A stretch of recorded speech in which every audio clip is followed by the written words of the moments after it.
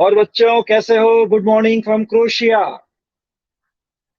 यहाँ का टाइम है 7:30 और भारत का टाइम है इस समय फिक्स 11 AM। डिफरेंस चलता है 3.5 घंटे का। बच्चों आज अपना जो सेशन है जेई मेंस में बच्चों के लिए खास बात, जब उनको एक नए तरह से क्वेश्चन से करनी पड़ती है मुलाकात, एजेशन रीजनिंग क्वेश्चन। वैसे इनको करने से हमारी रीजनिंग पावर बढ़ती है, कंसेप्चुअल पावर बढ़ती है। ऐसे क्वेश्चन एम्स में आते थे, कभी हमने स्कूलिंग पढ़ाई में कभी नहीं किए। और एम्स पे तो ऐसे क्वेश्चन में अगर आपका एक एआर को यार बना लो तो सिलेक्शन तैयार हो जाता था। इसलिए इसको मैंने थंबनेल पे आज टाइटल ऐसा रखा है। तो पहले समझें क्वेश्चन है क्या, कितने आसान इसकी पहचान है, पहले देखना। बच्चों आपने स्कूलिंग पढ़ाई में दो तरह के क्वेश्चन किए थे। एक सबसे इजी होते थे जिनको हम ट्रू एंड फॉल्स कहते थे, ठीक है। बस आपको नॉलेज है, लिख दिया स्टेटमेंट, ट्रू है कि फॉल्स है। और दूसरे होते थे सबसे खतरनाक क्वेश्चन, जो बड़े आंसर होते थे, वाई। वाई का मतलब आपके पास नॉलेज है लेकिन आपके पास उसका बिकॉज कॉज रीजन भी होना चाहिए। और आपको मालूम है ऐसे क्वेश्चन में आप क्वेश्चन से लिखकर स्टार्ट करते थे और फिर बिकॉज करके आगे कॉज लिख देते थे। कॉज मतलब रीजन। तो बस इन दो को मिलाकर तैयार कर दिया एडिशन रीजन। आपने अपनी प्रैक्टिस करी, आपको मालूम है आपके इस जेई मेंस के अंदर जब इसके चार ऑप्शन होते हैं ए बी सी डी, तो इसमें रिवर्स गियर में चलें तो डी और सी तो आप आराम से कर लेते हैं। डी और सी तो आराम से कर लेते हैं। आंसर जब बी और ए में आ जाता है वहीं पर बस फंस जाते हैं कि यार आंसर बी होगा या ए में कन्वर्ट हो जाएगा। तो बस यही इसको मैं समझा रहा हूं। और आप देखना कि ए आर आपके यार कैसे बन जाते हैं, यानी एजर्शन रीजन क्वेश्चन आपके यार बन गए और आपके ये क्वेश्चन में आपका स्कोर तैयार हो गया। इसमें एक भी क्वेश्चन किसी सब्जेक्ट का आपका गलत नहीं होगा, बस नॉलेज होनी चाहिए। और फिर आपको लगेगा सबसे इजी क्वेश्चन होते हैं क्योंकि आपने इनका बेसिक फॉर्मेशन समझ लिया, ये बने कैसे थे, ठीक है। अब मान लो ये दो स्टेटमेंट है, पहला एजर्शन और दूसरा रीजन, ठीक। हम जब पहले पढ़ाई करते थे तो क्वेश्चन से लिख के हम बोलते थे बिकॉज और फिर कॉज लिखते थे। ये हम उल्टा चलेंगे, हम रीजन वाले को पहले पढ़ेंगे। नॉलेज अपने पास है, आपका आंसर डी और सी से फ्री होकर बी पर आ गया है कि अब वो बी रहेगा ए में कन्वर्ट हो जाएगा। अभी अपन एग्जाम्पल भी लेके समझेंगे, पहले इसका तरीका समझना। आपने रीजन वाला, अपन इसको बोलते हैं स्टेटमेंट टू, और एजर्शन वाला स्टेटमेंट वन। तो आपने टू को पहले पढ़ा, रीजन वाले को पढ़ा, ठीक। और फिर दैट्स वाई जोड़कर, दैट्स वाई मतलब इस कारण, दैट्स वाई, फिर आपने एजर्शन को जोड़ के पढ़ा। आपके अंदर नॉलेज तो थी, तभी आपने डी और सी से उसको फ्री किया था। डी और सी से फ्री होने का मतलब दोनों स्टेटमेंट ट्रू तो है। अब देखना आपस में ये कैसे कनेक्टेड है। तो आपने रीजन वाले को पढ़कर दैट्स वाई जोड़ के एजर्शन को पढ़ा, अंदर नॉलेज है उससे इंटरेक्शन हुआ और असर क्या पड़ा। हाँ यार, जिसको पहले पढ़ा वो बेस है और दैट्स वाई जोड़ के जिसको बाद में पढ़ा वो केस है, तो आपका आंसर ए हो जाएगा। ध्यान समझते जाना। हो सकता है आपने जिसको रीजन स्टेटमेंट टू को पहले पढ़ा वो आपको लगा थ्योरी है, और जिसको बाद में दैट्स वाई जोड़ के पढ़ा यानी एजर्शन को, वो एग्जाम्पल है, तो भी आंसर ए हो जाएगा, पक्का आंसर हो जाएगा। क्योंकि हर एग्जाम्पल को थ्योरी एक्सप्लेन करती है, हर केस का कोई बेस होता है। ये दो तरीके तो हो गए, थोड़ा और आसान ऐसे बोले। आपने जिसको पहले पढ़ा, पहले किसको पढ़ा?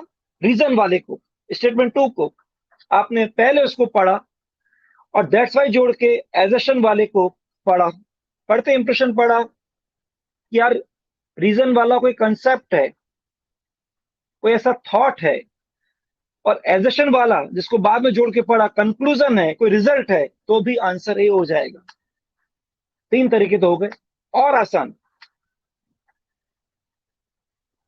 जिसको पहले पढ़ा वो पहले आया, और दैट्स वाई जोड़ के जिसको बाद में पढ़ा वो बाद में आया, तो भी हमारा चेहरा मुस्कुराया और आंसर हमारा ए आया।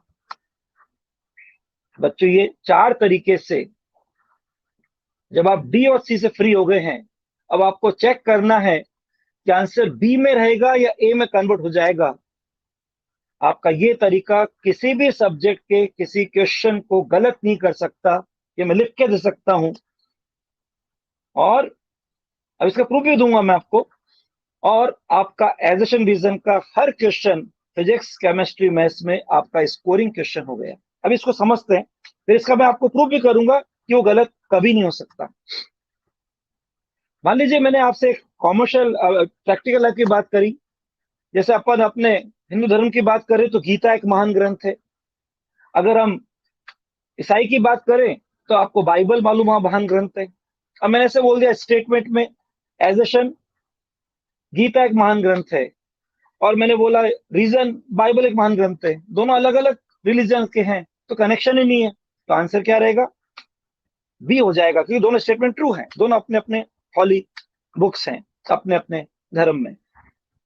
अब मैंने इसको चेंज कर दिया, एजन लिखा गीता एक महान ग्रंथ है, और रीजन लिखा गीता में भगवान श्री कृष्ण ने अर्जुन को जीवन का एक मूल संदेश दिया था। अब देखिए दोनों बात बिल्कुल सही है, दोनों में गीता गीता आ रहा है, कनेक्शन है, दोनों में कनेक्शन है, गीता है, जुड़ा हुआ है। अब इसको अपना तरीका जो बताया था उससे पढ़िए, रीजन वाले को पहले पढ़िए। गीता में भगवान श्री कृष्ण ने अर्जुन को जीवन का एक मूल संदेश दिया था, दैट्स वाई, इसलिए, इस कारण गीता एक महान ग्रंथ है। बिल्कुल सही बात है, आंसर क्या हो जाएगा? ए हो जाएगा। चलो एक फिजिक्स का क्वेश्चन लेते हैं। मैंने एजर्शन दिया लिखकर, ध्यान से अपन को करना है, जल्दी मत करना, ठीक है? मैंने लिख दिया current does not obey law of addition of vectors. Assertion लिख रहा हूं, current does not obey law of addition of vectors. धारा सदिशों के योग नियम का पालन नहीं करती है। और रीजन लिख दिया current is a scalar quantity. धारा एक अदिश राशि है। जनरल हम कभी टेंसर की बात बहुत कम करते हैं, इसलिए हम धारा एक अदिश राशि मान के चलते हैं। वैसे धारा आपको मालूम टेंसर है, लेकिन धारा एक अदिश राशि मान लेते हैं जनरली, इसलिए यहाँ पे जनरल तरीका चलता है। बहुत ज्यादा हमको कोई एक्सेप्शंस की बात भी नहीं सोचनी पड़ती, साहब के इनऑर्गेनिक में एक्सेप्शंस आते हैं, इसलिए हम धारा को नॉर्मली अदिश राशि मान के चलते हैं, ठीक है सर? अब दोनों में करेंट करेंट तो कनेक्शन है, दोनों स्टेटमेंट अपने आप में ट्रू है, तो आंसर डी और सी से फ्री हो गया, बी पर आ गया। अब तो अपना तरीका लगाइए, रीजन वाले को पहले पढ़िए, current is a scalar quantity, that's why current does not obey of law of addition of vectors. अगर मैं हिंदी में बोलूं, धारा एक अदिश राशि है, इस कारण वो सदिश के योग नियम का पालन नहीं करती है। क्या तो उल्टा लग रहा है भाई, आपने अपने आप कैसे मान लिया कि धारा एक अदिश राशि है? उल्टा हो गया। कारण क्या है, रीजन क्या है? current does not obey law of division of vectors, that's why we declare current is a scalar quantity। इसका मतलब रीजन को तो लिख दिया एजर्शन पर, और एजर्शन को लिख दिया रीजन पर। स्टेटमेंट 2 और 1 आपस में उल्टे लिख दिए गए। पहले कौन आया? पहले ये आया कि current does not obey law of division of vectors, इसलिए ये क्या है? ये पहले है, ये बेस है। ये वास्तव में क्या है? एक पहला कंक्लूजन ना होकर एक आपके पास जवाब आया, फिर आपने डिक्लेयर किया current is a scalar quantity. इसका मतलब अगर हमने इनको आपस में रीजन को पहले स्टेटमेंट में लिख दिया और एजर्शन को दूसरे में लिख दिया, तो आंसर क्या रहेगा? बी रहेगा। वापस समझना, ये उस क्वेश्चन की बात कर रहा हूं। ये क्वेश्चन आपको अगर आइडिया हो, तब जब जेई आईआईटी एक ही स्टेप में होती थी, उसमें एक बार शुरू में ये क्वेश्चन आया था फिजिक्स में, और जेई वालों ने इसका आंसर गलत दिया था। मैंने आपसे कहा था प्रूव करूंगा। मैंने उस समय जेई को कंडक्ट किया था, उस समय हम इसको बंबई बोलते थे, उसने कंडक्ट किया था। तो वहां पर मेरे एक दोस्त है भूषण पारिक, उसकी mother HOD of mechanic department है। मैंने उसका कारण लिखकर भेजा, उन्होंने आंसर ए दे दिया था, मैंने कारण लिख के भेजा, आंसर इसका बी रहेगा। और बाद में करेक्शन हुआ, और जो भी वहां पर पैनल के हिसाब से, अंदर एकेडमिक के हिसाब से जो फिजिक्स का पैनल था, उसको ऊपर से डांट लगी, लताड़ लगी कि आप ढंग से चेक करिए, आंसर इसका बी रहेगा, ए कैसे कर दिया। और उसके बाद आंसर बी किया गया, और उसको इतना डांट लगी कि बाद में जेई एडवांस जो अभी कह रहे हो या उस समय जो आईटी एक स्टेप में होती थी, उसमें एज ए रीजन आने क्वेश्चन बंद हो गए। और एम्स में तो बच्चों से मैं कहता था कि आपका एम्स में अगर ए आर यार बन गए तो आपका सिलेक्शन हो गया तैयार। बच्चा आपके जेई मेंस में आ रहे हैं आज, इस क्वेश्चन का जवाब आपका आंसर बी रहेगा। खुद वापस चेक कर सकते हो। मैंने क्या लिखा था, पहले लिखा है स्टेटमेंट 1 एजर्शन में लिखा था, current does not obey law of addition of vectors, और रीजन बारे में लिख दिया था मैंने स्टेटमेंट 2 में, current is a scalar quantity. तो आपने ये देखा कि करंट ने law of addition of vectors को फॉलो नहीं किया, that's why current is a scalar quantity. इसलिए इंटरचेंज हो गए, रीजन की जगह दूसरी चीज लिख दी गई। पहले कौन आया, current does not obey law of addition of vectors, वो रीजन होना चाहिए था, दैट्स व्हाई एजर्शन होता current is a scalar quantity, लेकिन उल्टा लिख दिया गया, इसलिए आंसर बी रहेगा। ये तरीका आप लगा लीजिए। आपके आज तक जितने भी क्वेश्चन अगर गलत हुए प्रैक्टिस के अंदर, या जो आपने पहले अपना कोई जेई मेंस का अटेम्प्ट दिया हो और अभी आपका 4th अटेम्प्ट बाकी है, 4th आपके पास एक सेशन बाकी है, आपके इसमें पहले जो भी क्वेश्चन आए उसको आप चेक कर लीजिए, आपका आंसर बिल्कुल सही आएगा, बिल्कुल स्कोर पॉजिटिव होगा, कहीं नेगेटिव के चांसेस नहीं। अच्छा, ये तरीका है ए आर को यार बनाने का तरीका।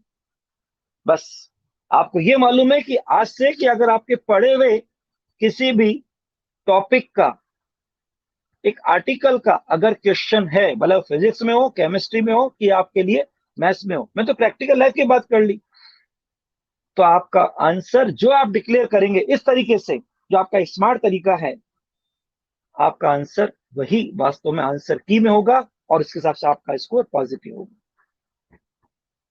तो बच्चों, ये आज आपके लिए एक सेशन था। जेईई मेंस के बच्चों ने मुझसे एक बात पूछी भी थी यार क्वेश्चंस के हिसाब से, और आपके जहां कोई बच्चे अभी पढ़ाई कर रहे हैं और उनको एग्जाम 2022 में देना है, 22 में देना है, 23 में देना है, वहां अपने इस तरीको लगा के सर के पीछे पड़ जाना, सर आंसर चेंज करो, आपका आंसर ये होगा, क्योंकि सर ने तो एक बार आईआईटी में आंसर चेंज करा दिया था इस तरीके से।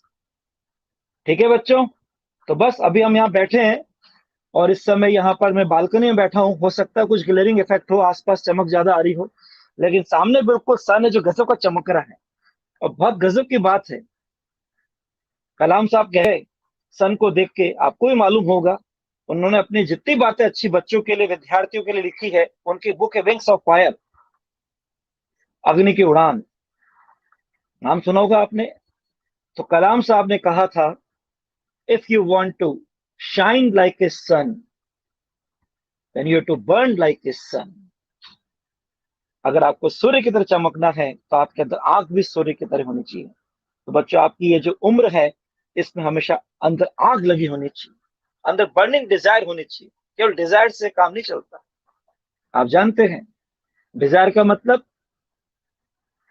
नथिंग, विजन का मतलब समथिंग, लेकिन डिटर्मिनेशन का मतलब एवरीथिंग, एनीथिंग। इसलिए अपने को हमेशा बनाइए, डिटर्मिनेशन लेकर, दृढ़ संकल्प लेके चलिए, अंदर एक डिजायर है कि जब तक फैसला करके नहीं आ जाता तब तक हौसला बरकरार रखिए। और कहते हैं हौसला है तो जादू है, हौसला है तो हर लक्ष्य काबू में है। मुश्किलें आती हैं लाइफ में, लेकिन मुश्किलों से मत बोलो कि मेरी मुश्किलें बड़ी हैं, मुश्किलों से बोलो मेरा हौसला बड़ा है। तभी तो कहते हैं जिंदगी सफर में हमें ख्वाब बहुत देखने हैं। जिंदगी तो ख्वाब है, ख्वाब है तो मंजिलें हैं, मंजिलें तो रास्ते हैं, रास्ते तो मुश्किलें हैं, लेकिन मुश्किलें तो हौसला है, और हौसला है तो विश्वास भी। कौन सा? आत्मविश्वास है। और जब आत्मविश्वास है तो जीत आपकी पक्की है। ओके बच्चों, मस्ती से दिल लगा के, मन लगाकर, अच्छी तरह से बाहर की दुनिया से टोटल कट ऑफ होकर इस पढ़ाई को साधना मानते हुए, बस मन से जो सपना देखा है, दिल से जो टच करा हुआ सपना देखा है, उसके लिए अपने को जीते जाओ पूरा। जो आप इस तरह से चलेंगे तो बाहर वाले आपको हमेशा दुआएं देंगे, और दुआओं से लक फैक्टर स्ट्रांग होता है। और ये समय है हम बाहर से टोटल कट ऑफ होकर अपनी साधना में डूबे रहें और अपनी मंजिल जो हमारी लगातार बढ़ रही है उससे मिलान करें, क्योंकि साधना बड़े लोग भी कहते, कभी सुन भी लेना, साधना कभी भी किसी खेल में फेल नहीं कराती। वो पढ़ाई का खेल है, कोई सा भी खेल हो, वो हमेशा अपनी मंजिल से मेल कराती है। So do your best, your best, wish you all the best. एक बात और बोल दूं, लास्ट टाइम सेशन लिया था कल, तो उसमें मैंने एनसीईआरटी की बात बोली थी। एनसीईआरटी आपके जेईई मेंस के लिए इंपॉर्टेंट है। आपको मालूम भी, आपने अभी हाल पेपर देखे होंगे, 3 सेशन हो चुके हैं, तो उसमें एनसीईआरटी स्पेशली केमिस्ट्री में इनऑर्गेनिक ऑर्गेनिक के लिए बिल्कुल एक अच्छी तरह से टेक्स्ट बुक की तरह करी, कुछ मत छोड़िए, एग्जाम्पल भी करिए उसमें। और फिजिक्स के अंदर उसमें आप सॉल्व एग्जाम्पल देखिए, पॉइंट्स टू पॉन्डर पढ़िए, समरी पढ़िए, और एक ग्लांस रीडिंग करिए। कोई इसमें अलग से आर्टिकल जो अंदर होता है, जो कि हमेशा बोल्ड लेटर में लिखा होता है, अलग से जो भी हो उसको पूरा अंडरलाइन करके ढंग से पढ़िए, क्योंकि आपका ये एग्जाम जो कंडक्ट कर रहा है उसका नेचर है एनसीईआरटी को प्रमोट करना, इसलिए इसका पूरा ध्यान रखना। ओके बच्चों, तो forget the past, watch the present to create better tomorrow, go for high, think for high. Wish you all the best. Thank you very much.